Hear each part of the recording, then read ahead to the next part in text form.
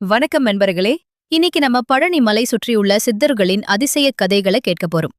பழனி என்றாலே முருகன் பெருமான் நினைவுக்கு வரும். ஆனா இந்த மலையில இன்னொரு பெரிய ஆன்மீக ரகசியம் இருக்கு. அதுதான் சித்தர்களின் வாழ்வு. அதில் முதல்ல சொல்ல வேண்டியது போகார் சித்தர். இவர்தான் நவப்பாஷணம் என்ற 9 அரிய மூலிகை கனிம கலவையில முருகன் சிலையை உருவாக்கினவர்.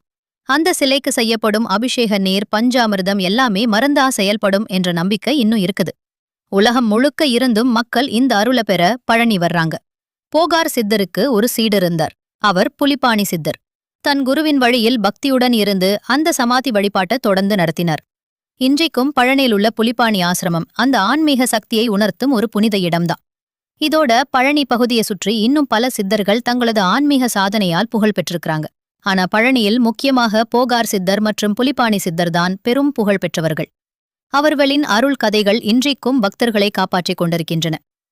அப்படியானால் நண்பர்களே, நீங்க எப்போ பழனி வரீங்களோ அப்போ இந்த புனித சித்தர்களின் சமாதி தலங்களுக்கும் ஒரு தடவை சென்று அந்த ஆன்மீக சக்தியை உணர்ந்து பாருங்க. இந்த மாதிரி ஆன்மீகமும் வரலாறும் கலந்த கதைகள் உங்களுக்கு பிடித்திருந்தா இந்த வீடியோவுக்கு ஒரு லைக் கொடுங்க. உங்க கருத்துக்களை கமெண்ட்ல எழுதுங்க. அப்படியே நம்ம சேனலுக்கு சப்ஸ்கிரைப் பண்ணுங்க.